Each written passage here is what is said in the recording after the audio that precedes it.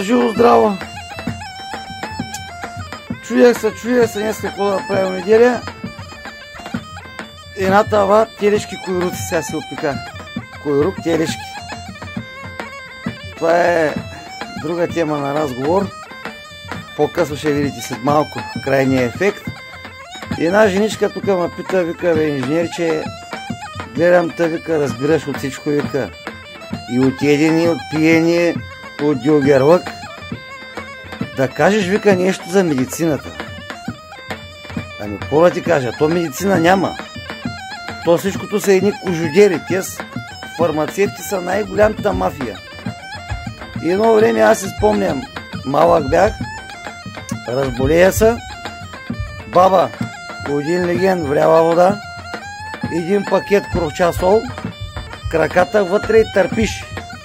Вряла, не вряла, търпиш.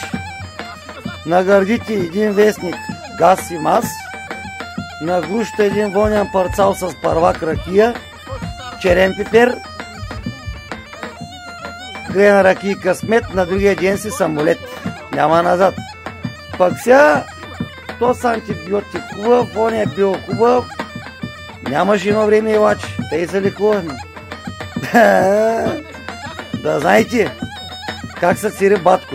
Грена ракийка се прави сметчи и телешки койруци в урната. Хайде!